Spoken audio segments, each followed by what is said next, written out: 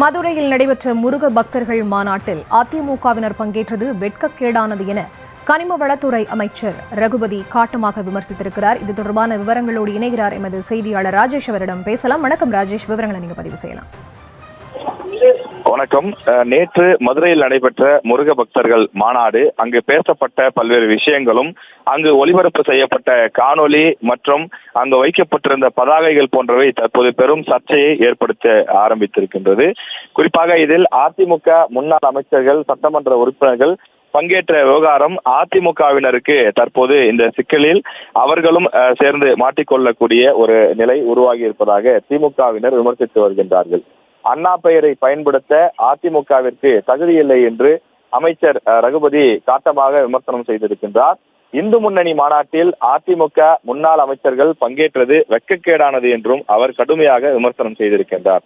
காரணம், அந்த மாநாட்டில் தந்தை பெரியார் குறித்தும் அண்ணா குறித்தும் பேசப்பட்டது என்றும், அதே போல திராவிடத்தை அழிப்போம் என்றெல்லாம் பேசியிருக்கின்றார்கள், பதாகைகளை வைத்திருக்கின்றார்கள். அப்படிப்பட்ட மாநாட்டில் அதிமுகவினர் பங்கேற்றிருக்கலாமா? அதிமுக என்பதிலேயே திராவிடம் இருக்கின்றது. அவர்கள் கட்சி பெயரிலேயே அண்ணா இருக்கின்றார். அண்ணாவையும் திராவிடத்தையும் அவமதிக்கக்கூடிய இடத்தில் அதிமுகவினர் அமைதியாக இருக்கலாமா என்ற துணியிலே திமுகவினர் தற்போது கேள்வி எழுப்ப தொடங்கி இருக்கின்றார்கள். அண்ணா திராவிட முன்னேற்ற கழகம் என்ற பெயரை பயன்படுத்தக்கூடிய தகுதியை அதிமுக இழந்துவிட்டது எனவும் அமைச்சர் ரகுபதி காட்டமாக விமர்சனம் செய்திருக்கிறார். திராவிடத்தை வீழ்த்துவோம் என்று கூறிதான் முருக பக்தர்கள் மாநாட்டை நடத்தியிருக்கின்றார்கள். அதிமுக என்ற பெயரிலேயே திராவிடம் உள்ளதை இபிஎஸ் மறந்து விட்டாரா எனவும் அமைச்சர் ரகுபதி காட்டமாக கேள்வி எழுப்பியிருக்கின்றார். பாஜகவினுடைய கொத்தடிமைகளாக அதிமுகவினர் மாறிவிட்டதாகவும் ரகுபதி குற்றச்சாட்டை முன்வைத்திருக்கின்றார். பாஜகவினருக்கு தமிழகத்தில் கிடைத்துள்ள அருமையான அடிமைகள் தான் அதிமுகவினர் என்றும் விமர்சித்திருக்கக்கூடிய அவர், இந்துத்துவாவினரை முருகன் புகழ்பாட வைத்ததே திராவிடத்தின் சாதனை என்றும் அவர் தெரிவித்திருக்கின்றார். காலையில் அமைச்சர் சேகர்பாபு கடுமையாக பேசியிருந்த நிலையிலே சற்று நேரத்திற்கு முன்னதாக அமைச்சர் ரகுபதியும் கடுமையாக விமர்சனம் செய்து பேசியிருக்கின்றார். முருக பக்தர்கள் மாநாடு இந்து முன்னணி ஏற்பாடு செய்தது.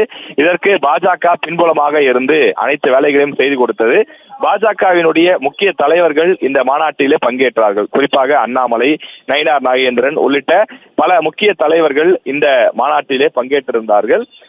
அண்ணாவையும் முன்னாள் முதலமைச்சர் ஜெயலலிதாவையும் விமர்சனம் செய்த அண்ணாமலையுடன் இந்த அதிமுகவினர் எப்படி பங்கேற்கலாம் என்று சேகர்பாபு காலையிலே கேள்வி எழுப்பியிருந்தார். காரணம், அவர்களது கட்சி தலைவர்களையே ஏளனமாக பேசிய, விமர்சனம் செய்து பேசிய அண்ணாமலையுடன் அமர்ந்து அந்த மேடையை பகிர்ந்து கொள்ளலாமா என்று அமைச்சர் சேகர்பாபு கேள்வி எழுப்பியிருந்த நிலையிலே தற்போது அமைச்சர் ரகுபதியும் கேள்வி எழுப்பியிருக்கின்றார். இந்த விவகாரம் முருக பக்தர்கள் மாநாடு என்பதை தாண்டி அங்கு பேசப்பட்ட அந்த விஷயங்கள் திராவிடத்திற்கு எதிராகவும் கொள்கை தலைவர்களுக்கு எதிராகவும் பேசப்பட்ட அந்த விஷயம் என்பது பெரும் சர்ச்சையாக மாறி இருக்கின்றது.